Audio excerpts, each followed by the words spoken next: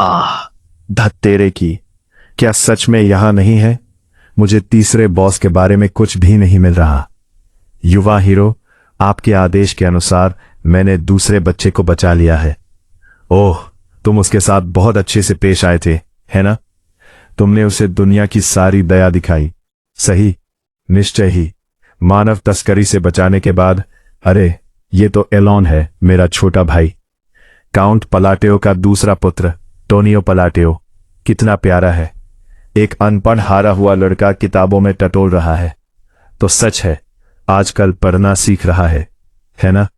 सुनो, तुम्हारा बड़ा भाई बोल रहा है, जवाब दो। क्या शाही सिरदर्द है? आखिर असली एलॉन इस आदमी को कैसे सहन करता था? मन तो करता है इसके चेहरे पर एक जोरदार थप्पड़ मार दूं, लेकिन लगता है तुम अध्ययन कक्ष का उपयोग करने आए हो, तो मैं विदा लेता हूं। अच्छा है, अपनी औकात जानते हो। दो कीड़े हंगामा मचा रहे हैं। कितना परेशान करने वाला। क्या बकवास है। सुबह सुबह खून बहाने का मन नहीं है, इसलिए तुम दोनों यहां से दफा हो जाओ। काउंट पलाटेओ का पहला पुत्र, लियो पलाटेओ। बड़े भाई, अध्ययन कक्ष में आने से पहले वेश्यालय की बदबू तो धो लो। पूरी जगह अश्लीलता से भरी है।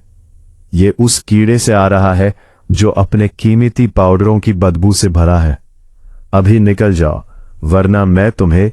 हाउस पलाटेओ ने खेल में केवल एक छोटा सा किरदार निभाया था और जल्दी ही गायब हो गया था। सब क्वेस्ट 1, एस्टेरिया साम्राज्य के हाउस पलाटेओ की जांच करो।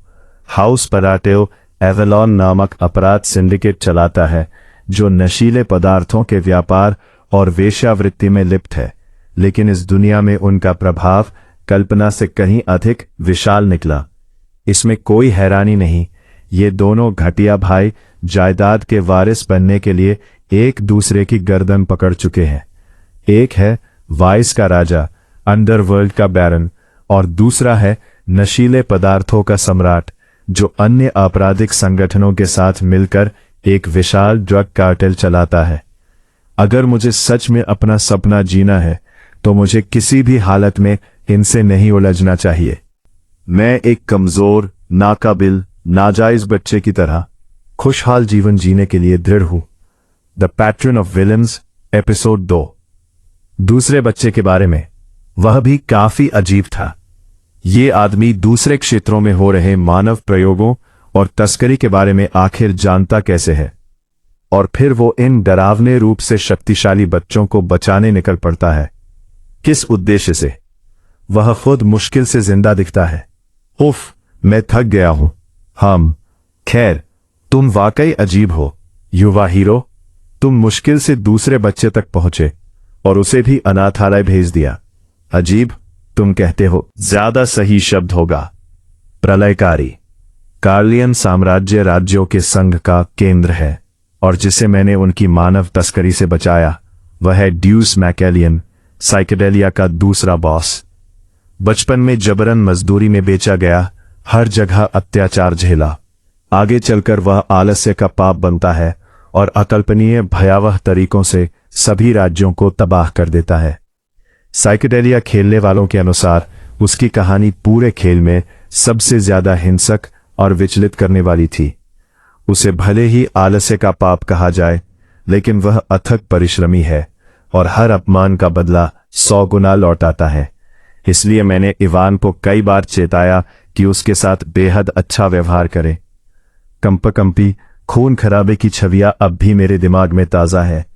कंपकंपी खास, मैंने उसे अनाथालय भेजा क्योंकि अभी सही समय नहीं है। मुझे शक था। तो क्या यूतिया को भेजा गया? तुम्हारा आखिरी पत्र दूसरे बच्चे के बारे में था। यूतिया कैसी हो? मैं ठीक हूं। आज मेरे दूसरे भाई ने मुझे फिर पुरसी की तरह इस्तेमाल किया। काफी मजेदार है ना?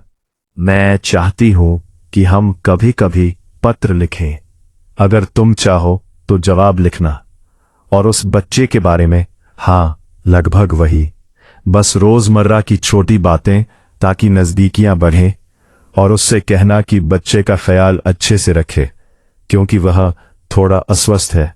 तुम टूट चुके हो, है ना? मुझे पता है ये निशान किसने दिए हैं।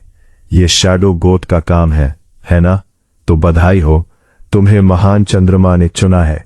अब उस शक्ति का अनुभव करो जो तुम्हें दी गई है, और उसे मुक्त करो जो तुम्हारा है। जब तक तुम अडिग निष्ठा के साथ उसका अनुसरण करते रहोगे, तुम्हें बदला मिलेगा। अब उसे मेरा पहला जवाब लिखने का समय है। यूटिया, कैसी हो? मैं ठीक हूं। आज मेरे दूसरे भाई ने मुझे फिर कुर्सी बना लिया। काफी मजेदार है ना? मैं चाहूंगा कि हम कभी कभी पत्र लिखें। अगर तुम चाहो तो जवाब देना, और उस बच्चे के बारे में बस एक साधारण अभिवादन के साथ। आर्क, तीसरा बॉस आखिर है कहाँ? ताजा खबर। वह बदतमीज, मेरा मतलब टोनियो। क्या वह घटिया आदमी मर गया? इतनी जल्दी? मेरे मुंह से अनायास निकल गया। आपकी कृपा से महाराज, ये सब कब खत्म होगा? मैं ऊब चुका हूं और भूख भी बहुत लगी है। मैंने जो सुना उस पर यकीन नहीं हुआ। अपने ही बेटे के अंतिम संस्कार में नशा और औरतें।